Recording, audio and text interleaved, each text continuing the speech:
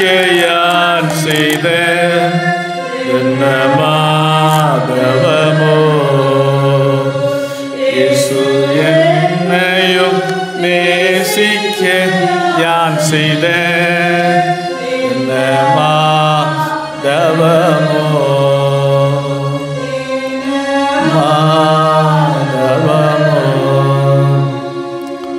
பிதாவாகிய கடவுளிடமிருந்து அன்பின் குமாரனாகிய கிறிஸ்து இயேசுவிடமிருந்தும் தூய ஆவியானவரிடமிருந்தும் கிருபையும் சமாதானமும் நம் அனைவருக்கும் உண்டாவதாக. ஆமென். உட்கார்வோம். கிறிஸ்துவுக்குள் அன்பானவர்களே, இந்த அற்புதமான வேளையில் சிந்தனைக்காக கொடுக்கப்பட்டிருக்கிற திருமறை பகுதி முன்பு வாசியை கேட்ட நற்செய்தி பகுதி.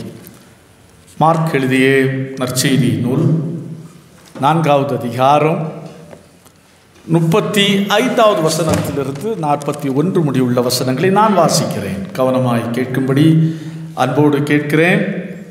மார்க் 4:35 41 முடிவுள்ள வசனங்களை நான் வாசிக்கிறேன். வேத பகுதியை கவனமாக கேட்டால் மாத்திரமே இந்த நாளுக்கான இறை செய்தியை நாம் புரிந்து கொள்ள முடியும்.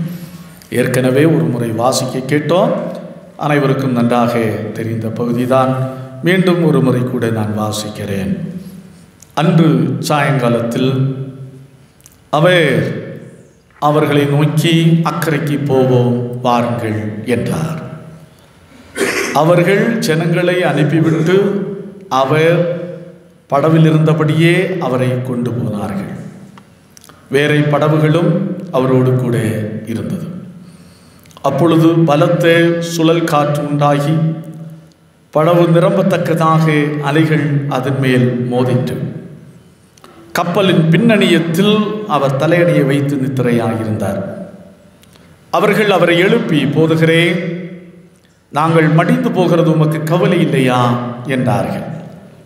அவர் எழுந்து காற்றை அதட்டி கடலை வார்த்து, இறையாதே, அமைதலாய் இரு என்றார். அப்பொழுது காற்று நின்று போய் மிகுந்த அமைதல் உண்டாயிற்று.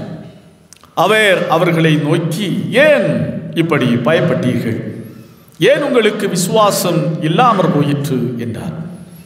அவர்கள் மிகவும் பயந்து, இவர் யாரோ, காற்றும் கடலும் இவருக்கு கீழ்ப்படுகிறது என்று ஒருவரோடொருவர் சொல்லி கொண்டார்கள். கண்களை மூடுவோம், ஆண்டவரை நோக்கி பார்த்து செபிப்போம். அன்பின் பரலோக கர்த்தாவே, ஆசீர்வதிக்கப்பட்ட அற்புதமான இந்த ஓய்வு நாளின் கால வேளைக்காய் மீண்டுமாய் உம்மை ஸ்தோத்திரிக்கிறோம். உம்மை பாடி ஆராதித்து மகிழ்ந்த நாங்கள் இந்த வேளையிலே உம்முடைய ஜீவனுள்ள வார்த்தைகளை சிந்திக்க ஆயத்தப்படுகிறோம். 1000 பொன் வெள்ளியை பார்க்கிலும் நீர் விளம்பின வேதமே நலம் என்ற சங்கீதக்காரனுடைய கூற்றை நாங்கள் உணர்கிறோம், நினைத்து பார்க்கிறோம். ஆமாண்டவரே, விலை மதிக்க முடியாத உம்முடைய திருவார்த்தைகளை நாங்கள் சிந்திக்கிறோம். உம்முடைய திருவார்த்தைகளை கொண்டு எங்கள் ஒவ்வொருவரையும் ஆசீர்வதியும். உம்முடைய திருவார்த்தைகளை கொண்டு இந்த நாளில் உம்முடைய சமூகத்திலே சன்னிதானத்திலே கடந்து வந்திருக்கிற எங்கள் உள்ளான மனுஷனை நீர் பலப்படுத்த வேண்டும் என்று மன்றாடி ஜெபிக்கிறோம். உம்முடைய வசனத்தினால் தொடப்பட்ட மக்களாய், ஆசீர்வதிக்கப்பட்ட மக்களாய் இந்த இடத்தை விட்டு கடந்து செல்ல ஆண்டவர் கிருபை புரியும். இரட்சகர் இயேசு நாமத்தில் ஜெபிக்கிறோம். ஜெபங்கேளும் அன்பு நிறைந்த நல்ல கர்த்தாவே, ஆமென். கடல் நாம் அனைவரும் பார்த்திருப்போம். பழைய ஏற்பாட்டிலும் ஏனைய பழம்பெரும் இனங்களின் வரலாற்றிலும் கடல் ஒரு மாபெரும் எதிர்ப்பு சக்தியாகவே கருதப்பட்டது. கடல் சார்ந்த விலங்குகள், கடல் கொந்தளிப்புகள் எல்லாம் எதுவாக இருந்தாலும் மக்களை எதிர்ப்பதற்காகவே உள்ள சக்திகள் என்று ஒரு காலகட்டத்திலே மக்கள் எண்ணிக்கொண்டிருந்தார்கள். இந்த கடலுடைய மர்மம் இன்னும் விலகவில்லை. இன்னும் விஞ்ஞானிகளால் கண்டறியப்படாத இரகசியங்கள் கடலிலே இன்றைக்கும் மறைந்து கிடக்கின்றன. கடலுடைய ஆழம் விவரிக்க முடியாதவை. ஆனால் இப்போது சொல்லுகிறார்கள், என்ன சொல்லுகிறார்கள் என்று சொன்னால், பசிபிக் கடலிலே மரியானா ட்ரெஞ்ச் என்ற பகுதி இடம்தான் கடலிலே மிக ஆழமான பகுதி. 35,000 அடி ஆழமுடையது அப்படி என்று சொல்கிறார்கள். அப்போ கடல் என்ற ஒரு மாபெரும் சக்தியை, கடல் என்பது ஒரு மாபெரும் சக்தியாக கருதப்பட்ட இந்த சக்தியை கட்டுப்படுத்தக்கூடிய ஆற்றல் நம் ஆண்டவருக்கு உண்டு என்ற மாபெரும் சத்தியத்தை தான், உண்மையை தான் இந்த நாளுக்குரிய சிந்தனைக்குரிய பகுதி, நான் 2 முறை வாசித்து கேட்ட பகுதி நமக்கு மிக தெளிவாக சொல்கிறது. அதான் கடவுள் இந்த இயற்கையின் மீதும் சமுத்திரத்தின் மீதும் அதிகாரமுடையவர், ஆற்றல் உடையவர், அவைகளை கட்டுப்பாட்டுக்குள்ளே வைக்கக்கூடிய வல்லமை உடையவர் என்பதை சங்கீதக்காரன் சொல்ல தவறவில்லை. 93வது சங்கீதம் 4வது வசனத்தை வாசித்து பார்ப்போம் என்று சொன்னால் மிக தெளிவாக கண்டுகொள்ள முடியும். திரளான தண்ணீர்களின் இரைச்சலை பார்க்கிலும்,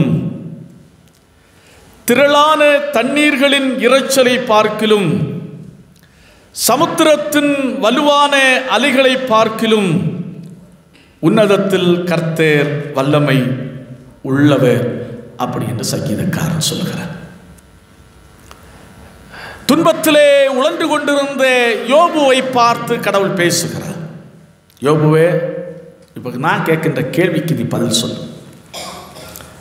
அதைத்தான் இந்த நாளுக்குரிய பழைய ஏற்பாட்டு பகுதி 38வது அதிகாரம், யோபுவின் புஸ்தகம் 38வது அதிகாரம் 8வது வசனம் சொல்லுகிறது. கற்பத்திலிருந்து உதிக்கிறது போல் சமுத்திரம் புரண்டு வந்தபோது அதை கதவுகளால் அடைத்தவர் யார் அப்படி என்று சொல்லு, இப்போது நீ பதில் சொல்லு அப்படி என்று சொல்லுகிறார்.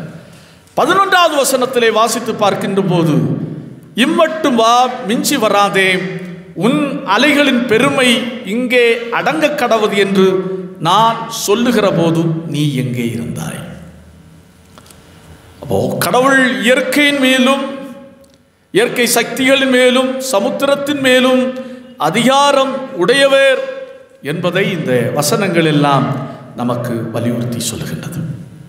அப்போ இயற்கைக்கு, இயற்கை சக்திகளுக்கு மேலான சக்தியுடைய நம்முடைய ஆண்டவருடைய வல்லமை, நம்முடைய ஆண்டவருடைய அதிசயமான கிரியைகள், நம்முடைய ஆண்டவருடைய அதிசயமான காரியங்கள் நம்முடைய வாழ்க்கையிலே வெளிப்பட வேண்டும் என்று சொன்னால், நாம் எப்படி இருக்க வேண்டும் என்று சொன்னால், அதை தான் உங்களுக்கு நான் காண்பிக்க ஆசிக்கின்றேன்.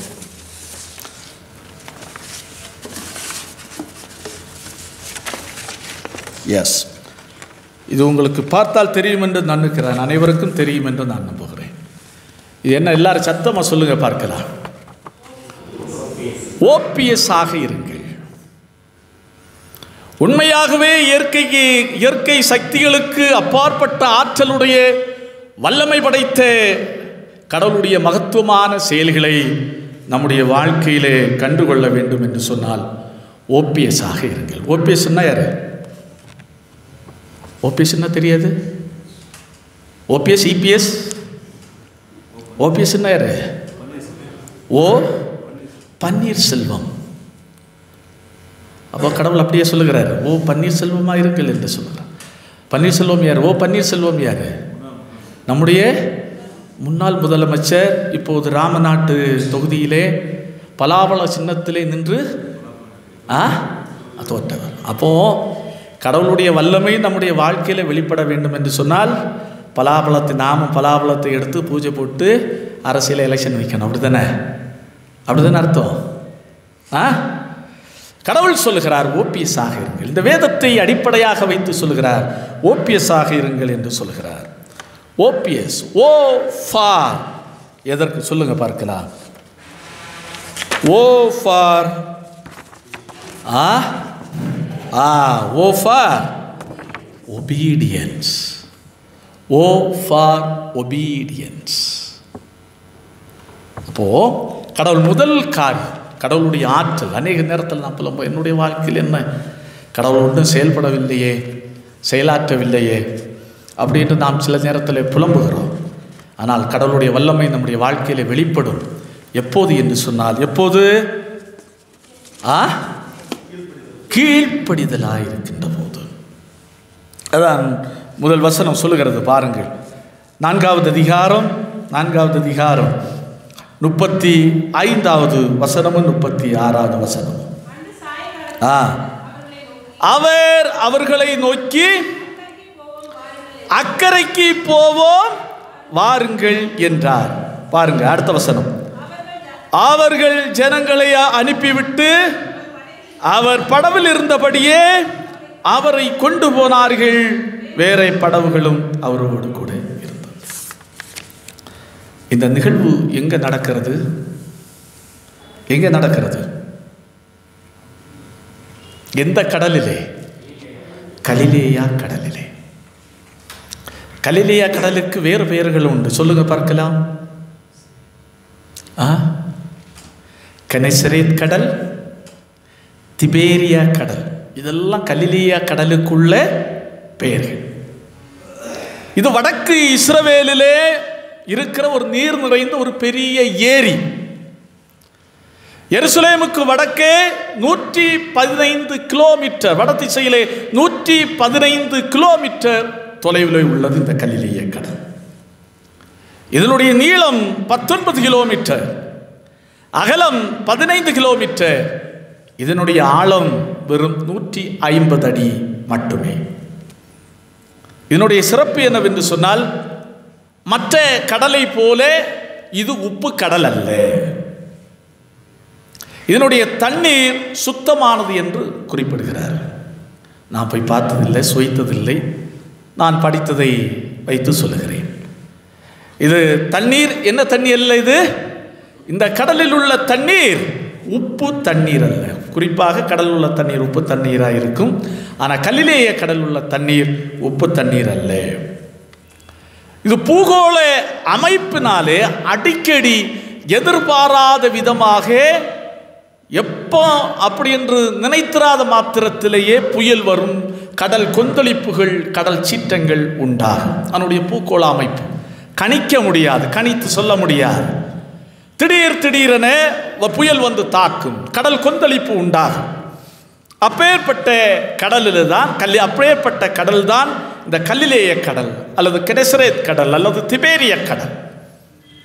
அப்போ இயேசு கிறிஸ்து இப்போது தம்முடைய சீடர்களை பார்த்து சொல்லுகிறார். என்ன சொல்லுகிறார்? அக்கரைக்கு போவோம் வாருங்கள், அக்கரைக்கு போவோம் வாருங்கள். இப்போதான் திரளான மக்களோடு தம்முடைய ஊழியத்தை செய்து கொண்டிருக்கிறார். அக்கரைக்கு போவோம் வாருங்கள் அப்படி என்று சீடர்கள் சொன்ன, இயேசு கிறிஸ்து சொன்ன உடனே சீடர்கள் என்ன செய்தார்கள்? கீழ்ப்படிந்தார்கள். போவோம் ஆண்டவரே, சரி உம்முடைய விருப்பம்தான் எங்களுடைய விருப்பம், நீர் என்ன சொல்லுகிறீரோ அதுதான் எங்களுடைய காரியம். இப்போது நீர் அக்கறைக்கு போவோம் வாருங்கள் என்று சொல்லுகிறீர், போவோம் வாருங்கள் அப்படி என்று சொல்லி இயேசுவையும் படவுளை அப்படியே வைத்து படவுளை அக்கறைக்கு போக முற்படுகிறார்கள். அப்ப என்ன வருகிறது? புயல் வருகிறது. இயேசுனுடைய வார்த்தைக்கு கட்டுப்பட்டுதான் இவர்கள் படகுலே போகிறார்கள். ஆனா என்ன வருகிறது? புயல் வருகிறது. வரலாமா? புயல் வருகிறது, வரலாமா? இயேசுனுடைய வார்த்தைக்கு கீழ்ப்படிந்தல்லவா போகிறார்கள். தங்களுடைய சுய விருப்பத்தின்படி அவர்கள் போகவில்லை. இயேசு சொன்னதனால இயேசுவை அழைத்துக் கொண்டு அவர்கள் படகுலே போய் கொண்டிருக்கிறார்கள். அப்போ புயல் வரலாமா வரக்கூடாதா? வரக்கூடாது. ஆனா என்ன செய்திருக்கு? வந்திருக்கு. யோனாவின் புஸ்தகத்தை பாருங்கள். யோனா கடவுள் சொன்னார், நீ எங்க போ? நினிவேக்கு போ அப்படி என்று சொன்னார். அவன் எங்க கப்பல் ஏறினான்? தர்ஷீஷு கப்பல் ஏறினான். அவனும் கப்பல் ஏறினான், கடல் என்ன செய்திருக்கிறது? கொந்தளிப்பு உண்டாகிறது. என்ன ஏன் நியாயம் இது? கீழ்ப்படுகிறவனுக்கும் கொந்தளிப்பு, கீழ்ப்படியாதவனுக்கும் கொந்தளிப்பு. சரிதானே? கீழ்ப்படிந்து போகிறவனுக்கு வரலாமா? வரக்கூடாது முறைப்படி, ஆனால் வருது. ஆனால் யோனாவு கீழ்ப்படியாமல் போகிறான், அவனுக்கும் புயல் வருகிறது. என்ன வித்தியாசம்? இங்கே கீழ்ப்படிந்து போனவர்கள், இயேசுனுடைய வார்த்தைக்கு கட்டுப்பட்டு போனவர்கள் கொந்தளிப்பை சந்தித்தார்கள், கடுமையான புயலை சந்தித்தார்கள். உண்மைதான், அவர்கள் கரை சேர்ந்தார்கள். உண்மைதானா இல்லையா? ஆனால் யோனா தர்ஷீஷு கப்பல் ஏறினான்.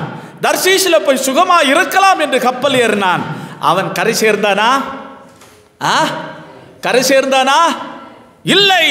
அவன் கடலிலே தூக்கி வீசப்பட்டான். கடவுளிடத்தில் கடைசியில் கெஞ்சி மன்றாடி காப்பாற்றப்பட்டது தனிக்கதை. ஆனால் நினைத்த இடத்துக்கு தர்ஷீஷுக்கு அவனால் செல்ல முடிந்ததா? இல்லவே இல்லை. அப்போ கீழ்ப்படுகிறவர்களுக்கும் கீழ்ப்படியாதவர்களுக்கும் வாழ்க்கையிலே பிரச்சனை உண்டு, கொந்தளிப்புகள் உண்டு, உண்மைதான். ஆனால் ஆண்டவரோடு இசைந்து இசைந்து நடக்கிறவர்கள், ஆண்டவருக்கு கீழ்ப்படிந்து நடக்கிறவர்கள் கரை சேர்வார்கள். தன் சுய சித்தத்தின்படி வாழ்கிறவர்கள் எங்க போவா? எங்கதான்? பாதி கிணறு தாண்ட மாட்டார்கள். இதுதான் வேதம் மிக தெளிவாக சொல்லுகிறது. அதான் இன்றைக்கு வாசித்து கேட்ட நிருப பகுதியிலே பவுலடிகளார் மிக தெளிவாய் சொல்கிறார். பாருங்கள், நெருக்கங்களிலும், அதாவது அப்போஸ்தலர் நடபடிகளின் புஸ்தகத்திலே பவுலடிகளார் சொல்லுகின்ற போது மிக தெளிவாய், பரம தரிசனத்துக்கு கீழ்ப்படியாதிருக்க எனக்கு மனமில்லை, நான் கீழ்ப்படிந்து தான் இந்த ஊழியத்திற்கு நான் வந்தேன் அப்படின்னு சொல்லுகிற போது பவுல் இங்கே சொல்லுகிறார் நெருக்கங்கள். அதான் இன்றைக்கு வாசித்து கேட்ட நிருப பகுதி 2 கொரிந்தியர் 6வது அதிகாரம் 1 முதல் 13 முடிய உள்ள வசனங்களை வாசித்து பார்க்கின்ற போது தெளிவாய் கண்டுகொள்ள முடியும். நெருக்கங்களிலும், இடுக்கண்களிலும், அடிகளிலும், காவல்களிலும், கண் விழிப்புகளிலும் அப்படி என்று பட்டியலிடுகிறார். அப்போ கடவுளை சித்தத்திரை செய்கிறவனுக்கும், கடவுளோடு இசைந்து நடக்கிறவனுக்கும், கீழ்ப்படுகிறவனுக்கும் வாழ்க்கையிலே நெருக்கம் உண்டு, இடுக்கண் உண்டு, போராட்டம் உண்டு, பிரச்சனை உண்டு, வியாதி உண்டு, பலகீனம் உண்டு. ஆனால் நம்முடைய வாழ்க்கையில் என்ன செய்து விடக்கூடாது? சோர்ந்து போய்விடக்கூடாது. ஆண்டவருடைய பிள்ளைகளுக்கு எல்லாமே உண்டு, இந்த போராட்டங்கள் எல்லாம் உண்டு. ஆனால் இவைகள் எல்லாவற்றையும் அவன் வெற்றியோடு கடந்து வாழ்க்கையில என்ன செய்வான்? கரை சேர்வான். அதுதான் யதார்த்தமான உண்மை. கடவுள் இல்லை என்று சொல்லுகிறவன் உலகத்திலே வாழ்கிறானா? இல்லையா? இல்லை என்று சொல்லுகிறவன் நம்மை விட நன்றாக வாழ்ந்து கொண்டிருக்கிறான், நம்மை விட வாய்ப்பு வசதிகளோடு வாழ்ந்து கொண்டிருக்கிறான். அப்ப அவனுக்கு நமக்கு என்ன வித்தியாசம்? கடவுள் நம்ம என்ன செய்வார்? கரை சேர்ப்பார். அதான் பவுலடிகளார் சொல்கிறார், நான் நெருக்க இடுக்கண்கள், அடிகள், காவல்கள், கண்விழி இதெல்லாம் பட்டேன். ஆனால் தீமோத்தேயுக்கு சொல்லுகிறார், நல்ல போராட்டத்தை போராடினேன், ஓட்டத்தை முடித்தேன், விசுவாசத்தை காத்துக்கொண்டேன், நீதியின் கிரீடம் எனக்காகவே. கரை சேர்ந்து விட்டார், வெற்றிகரமாக கரை சேர்ந்து விட்டார். அதான் யோபுவை பார்த்து ஆண்டவர் சொன்ன, யோபுவும் மிகவும் சோர்ந்து போயிருக்கிறான். அப்பேற்பட்ட யோபுவை பார்த்து தான் கடவுள் சொன்னார், எப்பா நீ சமுத்திரத்தின் வல்லமைகள் எல்லாம் பார்ப்பா, இதை கட்டுப்பாட்டுக்குள்ளே வைத்திருக்கிறவர் யார்? நீ ஏன் மனமுடைந்து போகின்றாய்? நீ ஏன் சோர்ந்து போகின்றாய்? அப்படி என்று தான் சொன்னார். ஆனால் கடைசியில் பாருங்க, யோபுக்கு எப்பேற்பட்ட ஆசீர்வாதம், எத்தனையான ஆசீர்வாதம். அதுதான் ஆண்டவருடைய மக்களுக்கும் மற்றவர்களுக்கும் உள்ள வித்தியாசம். அதுதான் கரை சேர்க்கும் கீழ்ப்படிதல், ஒபீடியன்ஸ். அடுத்து இரண்டாவது பாருங்கள், அதே பகுதி 4வது அதிகாரம் 38வது வசனம். கப்பலின் பின்னணியத்தில் அவர் தலையணையை வைத்து நித்திரையாயிருந்தார். அவர்கள் அவரை எழுப்பி, போதகரே, நாங்கள் மடிந்து போகிறது, உனக்கு கவலை இல்லையா? அப்போ ஓ ஃபார் ஒபீடியன்ஸ். அப்போ ரெண்டாவது என்ன? எஸ். ரெண்டாவது என்ன? பிரேயர். பிரேயர். போதகரே, நாங்கள் மடிந்து போகிறது கவலை இல்லையா? இதுதான் இருதயத்தின் ஆழத்திலிருந்து வந்த ஒரு மன்றாட்டு. இதை நாம் புரிந்து கொள்ள வேண்டும். இயேசுனுடைய சீடர்களிலே அநேக மீனவர்கள் இருந்தார்கள். இந்த கலிலேய கடலுடைய தன்மையை அறிந்தவர்கள், புயலை சந்தித்தாலும் புயலை எப்படி சமாளிக்க வேண்டும் என்று அறிந்தவர்கள் தான் இந்த மீனவர்கள். பலமுறை இதே போல கொந்தளிப்புகளிலே தங்களுடைய போட்டை வெற்றிகரமாக நிலைநாட்டி கரை சேர்த்த திறமைசாலிகள் தான் இயேசுனுடைய இந்த மீனவர்கள் சீடர்களாக இருக்கின்றார்கள்.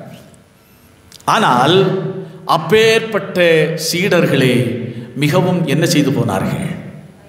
பயந்து போனார்கள். எத்தனையோ புயல்களை சந்தித்தவர்கள், எத்தனையோ முறை எல்லா புயல்களிலும் போட்டை கட்டுப்பாட்டுக்குள்ளே வைத்து கரை சேர்த்த வலிமை மிக்கவர்கள் பயந்து போனார்கள் என்று சொன்னால் அந்த புயலுடைய கோர தாக்குதல் எப்படி இருந்திருக்கும் அப்படி என்பதை எண்ணி பார்க்க வேண்டும். நினைத்து பார்க்க முடியாத கொந்தளிப்பு. இந்த சுனாமி 2004 வந்தபோது குளச்சல் பகுதியிலே மீனவர்கள், அந்த கடல் கொந்தளிக்கிறது, அப்படியே வான் அளவுக்கு உயர்கிறது அந்த அலை. இவர்கள் நின்று வேடிக்கை பார்க்கிறார்கள். ஏனென்று சொன்னால் இதுவரையிலும் இப்படிப்பட்ட ஒரு அலை என்ன செய்ததில்லை, பார்த்ததில்லை. அதே போன்ற ஒரு அனுபவம் தான் இங்கே. பார்த்திராத ஒரு அலை, பார்த்திராத ஒரு கடல் கொந்தளிப்பு அவர்களுக்குள்ளே உண்டாகிறது. அப்போ தங்களுடைய முயற்சியினாலே அவர்கள் போட்ட கட்டுப்பாட்டுக்குள்ளே வைக்க முற்படுகிறார்கள். கடுமையாக போராடுகிறார்கள், முயற்சித்து பார்க்கிறார்கள்.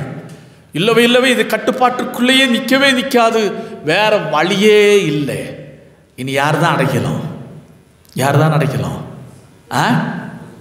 படுத்து தூங்கி கொண்டிருக்கிற இயேசு தான் அடைக்கலம் என்று உணர்ந்தார். இயேசு எங்க தூங்கி கொண்டிருக்கிறார்? அது மிக முக்கியமானது. எங்க தூங்கி கொண்டிருக்கிறார்?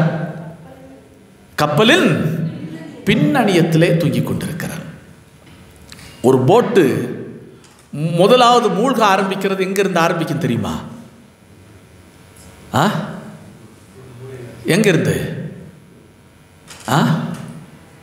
எங்கிருந்து மூழ்க ஆரம்பிக்கும்? பின்னணியந்தான்.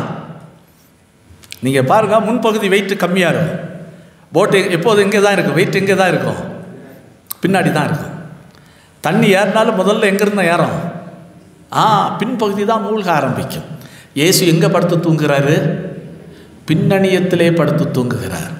அப்போ பின்னணியத்திலே படுத்து தூங்குகிறவர் கடலில் மூழ்கினா யார் தான் முதல்ல மூழ்கணும்? யார் தான் மூழ்க வேண்டும்? இயேசு தான் மூழ்க வேண்டும். அது கூட தெரியாது. ஆனால் இயேசு நல்லா தூங்கி கொண்டிருக்கிறார். நன்றாய் கவனியுங்கள். தாங்கள் முயற்சிக்கிறார்கள், தாங்கள் போராடுகிறார்கள், என்ன செய்வதென்று தெரியாது. கடைசியாக கூப்பிடுகிறார்கள். யாரை கூப்பிடுகிறார்கள்? போதகரே. இதுதான் அர்த்தமுள்ள ஜெபம், இருதயத்தின் ஆழத்திலிருந்து வருகின்ற ஜெபம், அனுபவ ரீதியான உருக்கமான ஜெபம், வாழ்வின் விளிம்பிலிருந்து மரணத்தின் வாசலிலிருந்து ஏறெடுக்கின்ற ஒரு மன்றாட்டு. போதகரே, நாங்கள் மடிந்து போகிறது உமக்கு கவலை இல்லையா? இதே நிகழ்வை மத்தேயு நற்செய்தியாளரும் பதிவு செய்கிறார். மத்தேயு 8வது அதிகாரம் 25வது வசனம், ஆண்டவரே எங்களை ரட்சியும், ஆண்டவரே எங்களை ரட்சியும் என்று மத்தேயு நற்செய்தியாளர் பதிவு செய்கிறதை நாம் பார்க்க முடியும்.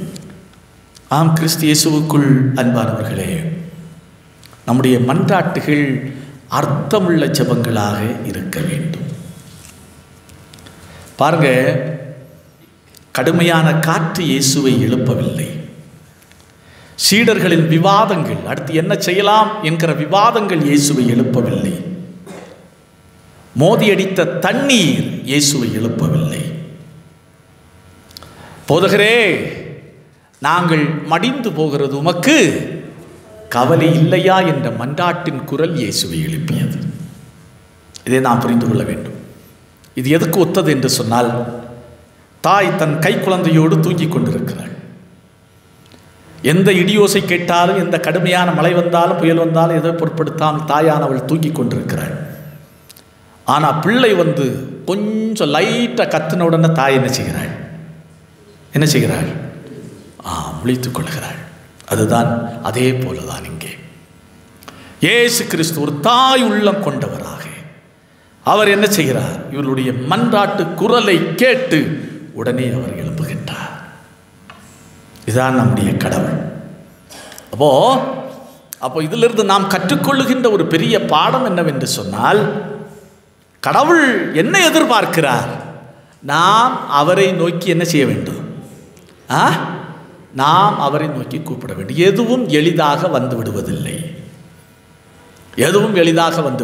அதான் லூக்கா எழுதிய நற்செய்தி நூல் 18வது அதிகாரத்திலே 1 முதல் வசனங்களை வாசித்து பார்க்கின்ற போது இயேசு கிறிஸ்து ஜெபத்தை குறித்து சொல்லுகிறார். என்ன ஜெபத்தை குறித்து சொல்ல அல்ல, ஒரு விதவை பெண்மணி நியாயத்திற்காக அவர் போராடுகிறாள்.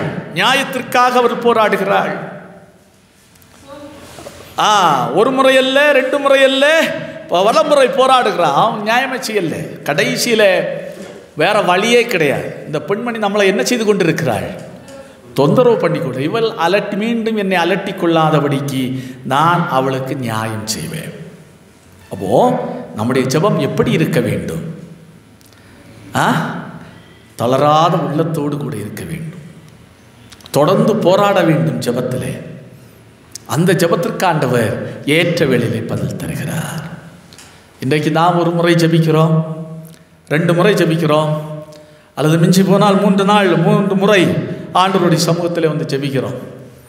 இல்லை, என்னுடைய ஜெபத்திற்கு என்ன இல்லை, பதில் இல்லை அப்படி என்று சொல்லி விட்டு விடுகிறோம். இங்கே பாருங்கள், முதல்ல இயேசுக்கு எழும்பி புயல் வந்த உடனே எழும்பி இறையாதே அமைதலார் என்று சொல்லி கடலை அமர்த்த முடியுமா? முடியாதா? முடியும். ஆனால் அமைதியாய் படுத்து தூங்கி கொண்டிருந்தார். ஏன்? என் மக்கள் என்ன செய்கிறார்கள், கடைசியில் எங்கே போகிறார்கள், யாரிடத்தில் வருகிறார்கள் என்பதை பார்ப்பதற்காக கூட இருக்கலாம். அதாவது செயல்பட தூண்டு விண்ணப்பம். நம்முடைய விண்ணப்பம், நம்முடைய ஜெபம்தான் கடவுளை செயல்பட வைக்க வேண்டும்.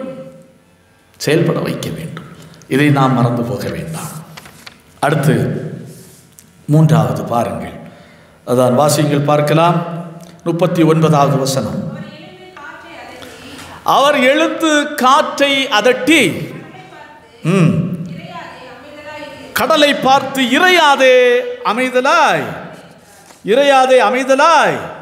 இரு அப்படின்னு சொல்லுகிறார். அப்ப 3வது என்ன?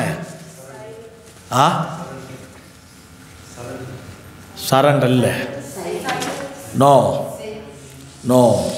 ஸ்கிரிப்சர். எது ஸ்கிரிப்சர்னா? இறை வாக்கு, ஆற்றல் மிகுந்த இறை வாக்கு. அதுக்காகத்தான் நான் ஸ்கிரிப்சருங்கிற வார்த்தையை நான் எடுத்திருக்கிறேன். ஸ்கிரிப்சர், கடவுளுடைய வார்த்தையினுடைய ஆற்றலை நாம் புரிந்து கொள்ள வேண்டும். கடவுளுடைய இறை வார்த்தையினுடைய ஆற்றலை நாம் புரிந்து கொள்ள வேண்டும். கடவுள் என்ன சொல்லுகிறார்? இறையாதே அமைதலாயிரும். கடல் அமைதியாயிச்சா இல்லையா? கடல் வந்து அமைதியாயிற்று. அப்போ இறை வார்த்தைக்கு அவ்வளோ பெரிய ஆற்றல் இருக்கிறது. பாருங்கள், அவ்வளோ பெரிய ஆற்றல் இருக்கிறது. முடக்கர்த்தான் என்ற ஒரு மூலிகை உண்டு, கேள்விப்பட்டிருக்கீங்களா? முடக்கர்த்தான் உங்களுக்கு சொல்ல வேண்டிய அவசியம் இல்லை. மலைவாழ் மக்கள், முடக்கர்த்தான், முடக்கு ப்ளஸ் அறுத்தான், முடக்காற்றான். அன்றாடம் நான் காணுகின்ற ஒரு அற்புதமான மூலிகை. இது ஒரு வேலிகளில் எல்லாம் சிறிதனகையா கொடிகளாக அப்படியே படர்ந்து கிடக்கும்.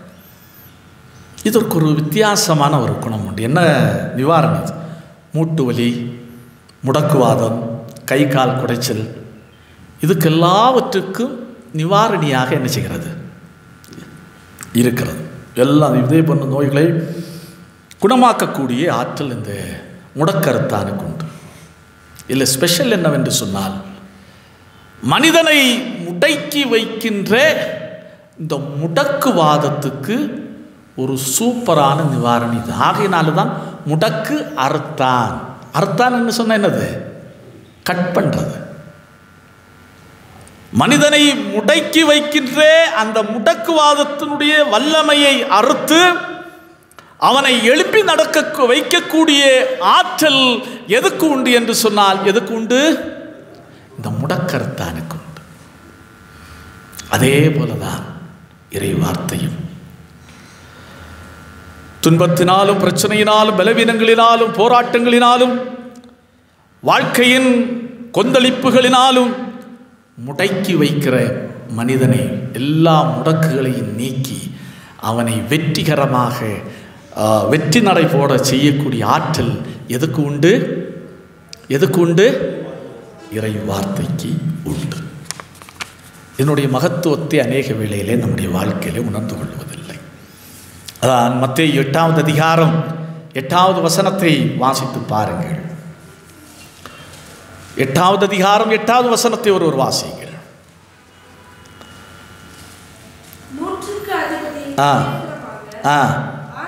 ஆண்டவரே, நான் பாத்திரன் அல்ல, ஒரு வார்த்தை மாத்திரம் சொல்லும், அப்பொழுது என் வேலைக்காரன் சுஸ்தமாவான். ஒரு வார்த்தை மாத்திரம் சொல்லும், அப்போது என் வேலைக்காரன் சுஸ்தமாவான். ஒரு யூதர் அல்லாத ஒரு சமூகத்தை சேர்ந்தவர் நூற்றுக்கு அதிபதி சொல்லுகிறான், ஆண்டவரே நீர் ஒரு வார்த்தை மாத்திரம் சொல்ல ஆண்டவரே, என் வேலைக்காரன் என்ன செய்வான்? குணமாகிறான். அவனுக்கு அந்த நம்பிக்கை இருக்கிறது. ஆனால் நமக்கு இன்றைக்கு இந்த நம்பிக்கை இருக்கிறதா? அங்குதான் நமக்கு சிக்கலே இருக்கிறது. நமக்கு இந்த இறை வார்த்தைகள் மேலுள்ள நம்பிக்கை நமக்கு குறைந்து வருகிறது. ஆகையினாலே தான் நாம் என்ன செய்கிறது இல்லை, பைபிளை திறப்பதில்லை, படிப்பதில்லை. எங்கே? தலைமாட்டு பக்கத்தில் வைத்துக்கொண்டு என்ன செய்கிறோம்? தூங்குறோம். அப்படி தானே? தலையணை பக்கத்தில் வச்சு தூங்குறோமா இல்லையா?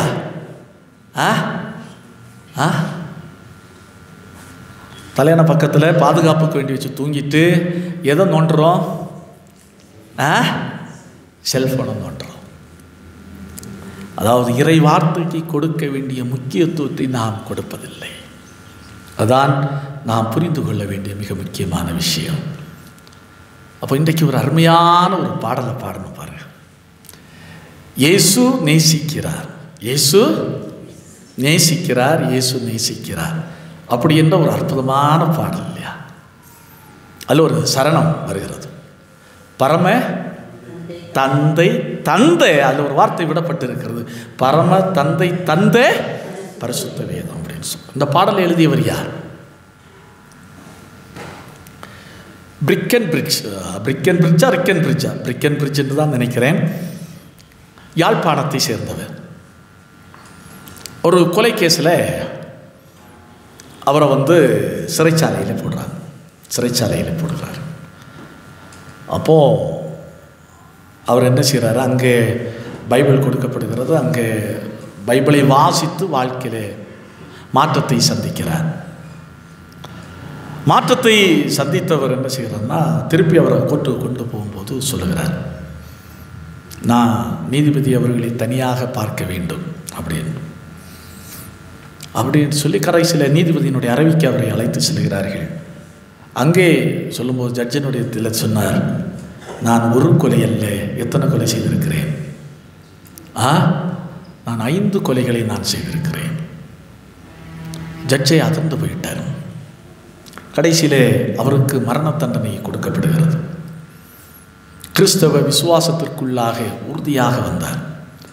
அந்த விசுவாசத்தோடு மரணத்தை சந்தித்தார். ஒரு கொலை அல்ல, நான் 5 கொலை செய்தவன் அப்படி என்று தன்னுடைய தவறை ஒப்புக்கொள்ள செய்தது எது? இறைவார்த்தை. இறைவார்த்தையினுடைய ஆற்றல் அவரை தொட்டது, அவருடைய உள்ளத்தை புடமிட்டது. தைரியமாக அவர் மரணத்தை சந்தித்தார். அவர் எழுதிய பாடல் தான் இந்த பாடல். அதை சேர்ந்து பாடுவோமா? பரம தந்தை தந்தே பரிசுத்த வேதம் நரராமினரை நேசிக்கிறார்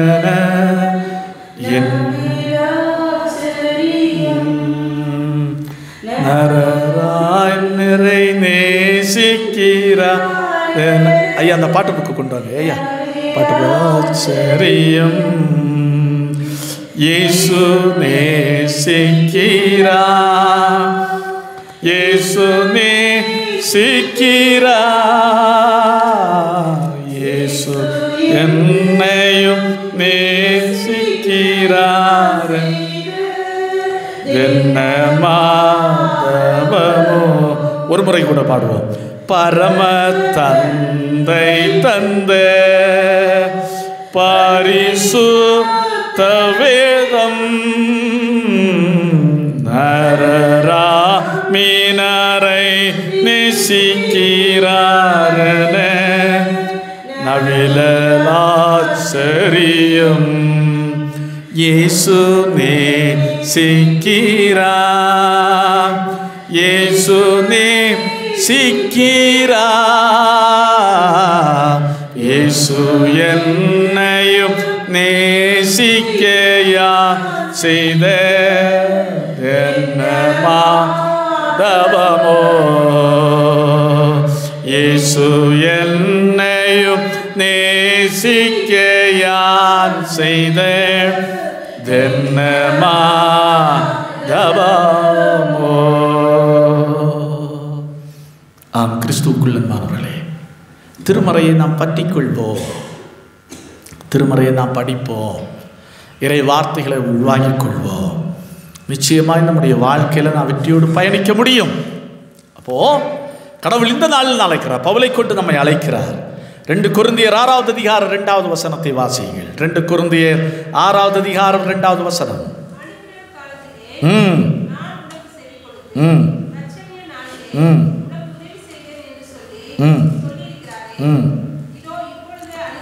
Behold, now is the favorable time. Behold, now is the day of salvation. அப்போ இதுதான் now. கடவுள் நம்மை ஓபிஎஸாக மாற நம்மை அழைக்கின்றார். இந்த இடத்தை விட்டு நாம் கடந்து செல்கின்ற போது ஒரு உண்மையான ஓபிஎஸாக நாம் கடந்து செல்வோம் என்று சொன்னால் நம்முடைய வாழ்க்கை வளமானதாக மாறும், வெற்றி நிறைந்ததாக மாறும். இன்றைக்கு வாசித்து கேட்ட சங்கீதத்தில் சொல்லுகிறான் பாருங்கள், என்ன சொல்லுகிறார் என்று சொன்னால், சங்கீதக்காரன் 124வது சங்கீதம். கர்த்தர் தாமே நமது பக்கத்தில் இராவிட்டார், தண்ணீர்கள் நம்மேல் வந்து பாய்ந்து, வெள்ளங்கள் நமது ஆத்மாவின் மேல் பெருகி, கொந்தளிக்கும் ஜலங்கள் நமது ஆத்மாவின் மேல் புரண்டு போயிருக்கும் அப்படின்னு சொல்கிறார். அப்போது கடவுள் நம் பட்சத்தில் இருக்க வேண்டும் என்று சொன்னால், கடவுளோடு நாம் பயணிக்க வேண்டும் என்று சொன்னால் நாம் ஓபிஎஸாக மாறுவோம். ஓபிஎஸ் என்று சொன்னால் என்ன? ஒபீடியன்ஸ், ப்ரேயர், தென் ஸ்கிரிப்சர். இந்த 3 காரியங்களையும் மறக்க வேண்டாம். ஓபிஎஸாக திகழ்வோம். நம்முடைய வாழ்வு வளமும் செழிப்பும் வெற்றி நிறைந்ததாக மாறும். ஆண்டவர் தாமே இந்த வார்த்தைகளை கொண்டு நம் ஒவ்வொருவரையும் ஆசீர்வதிப்பாராக. ஆமென். எல்லா புத்திக்கும் மேலான தெய்வ சமாதானம் உங்கள் இருதயங்களையும் சிந்தனைகளையும் கிறிஸ்து இயேசு நாமத்தில்